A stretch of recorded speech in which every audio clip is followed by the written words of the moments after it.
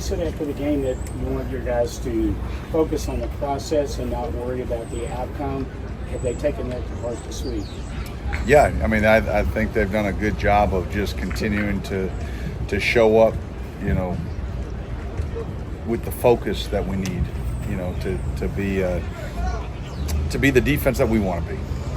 That's what it comes down to. It doesn't come down to anything but be the unit that we want to be, and to do that, it's about, hey, showing up each and every day in the meeting room, come with energy, come with focus, and they've done that this week, so far, and obviously still have Thursday and Friday left, so we need to continue to bring that focus, and then play a game earlier than we have all season. So they gotta wake up, get their minds right and get ready to play early.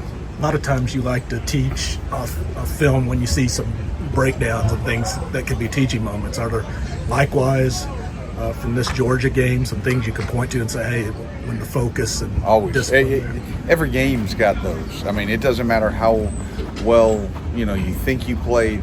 There's always things that from a structural standpoint, from a technique standpoint, that you need to get fixed, and there were still plenty of those in the Georgia game, and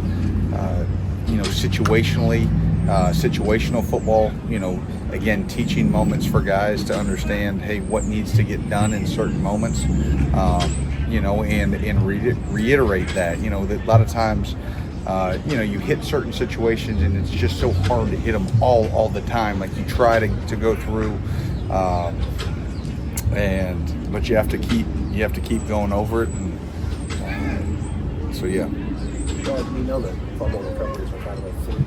There's a lot of randomness to that. But as you've reviewed those balls on the ground, is there anything technically you want your guys to do differently on any of those plays the last few weeks? Not really. Honestly, the one, from a technical standpoint that you could say we could have potentially done better, may have been the one in South Carolina, on Zion's, but a lot of them just have sort of bounced, in different directions. Not so much that we've fumbled them back away, or sometimes guys are trying to scoop and score and they kick the ball, and then we haven't really had those. We just haven't had any of those easy bounces, or those bounces that sort of bounce right to you. Brad, coming into the season, Dion had to know he was going to get a lot of attention from the other team, but to see how much he's been double, triple teamed this year, how do you see him managing that? Does he get frustrated at all? No, I think he's been great, and again, like he has been influencing each and every game that we play. I don't know, what the outside world is perceiving his season as, but I know inside our building, I think he's playing at a really high level, and he's affecting quarterbacks, he's affecting the run game, he's making a ton of plays inside.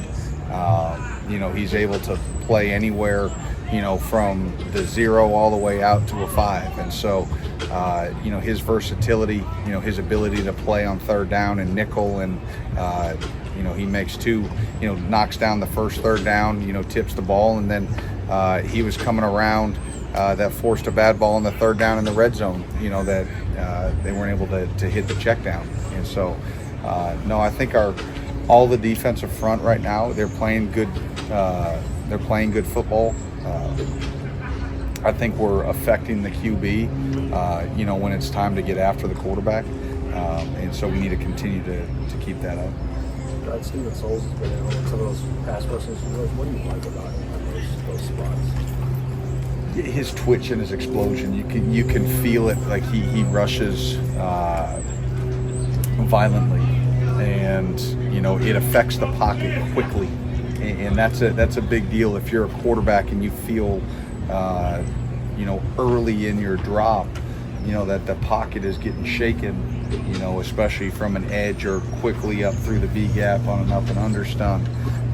It throws the timing and rhythm off of routes, and so he needs to continue to be impactful in ways, and continue to grow within this defense. Brad, you look at this Ohio offense as a whole, two-headed monster in the backfield led by Tyus, but then you also have a quarterback who can run if he wants to. Coleman on the outside who can, has had his way these first few games. And then when you combine that with just the pedigree of a MAC team, how challenging is that for you guys? Extremely. Like, just the utmost respect for the Ohio program and what they've done on a consistent basis year in and year out, and always competing for MAC titles. But specifically offensively, they're so fundamentally sound. I think their offensive line, like, they're just nasty and gritty, and they move bodies up front, and so our guys recognize the challenge there. And then you mentioned the running back, who I think is really, really gifted and talented, and his contact balance for being a big back that can run you over. A lot of guys, you're like, all right, I'm gonna have to chop them down at the legs. Like, he can absorb those blows into his legs, keep his balance, and keep running, which makes it hard for second and third level defenders that may not be able to get frontal tackles to get them to the ground. So really talented there. Six has obviously been sort of a go-to guy for them. Understands leverage, understands how to get open. He's got such great chemistry right now with the quarterback, and you mentioned the dual threat nature of him, and really both of them. When Paulus came in there at the end of the Morgan State game, like, they've got two quarterbacks that can be very productive.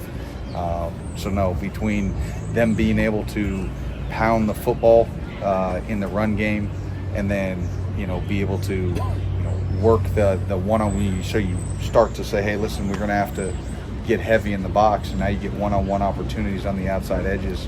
We're going to have to play really, really well. Does Tyus remind you of any running back that you've had to the game plan against before?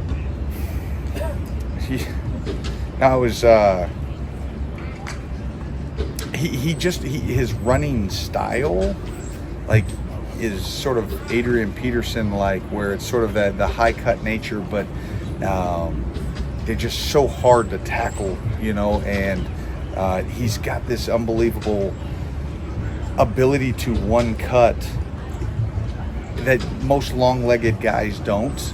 Like, long-legged guys usually take some time to sort of break down and cut, and he can put his foot in the ground and get vertical right now.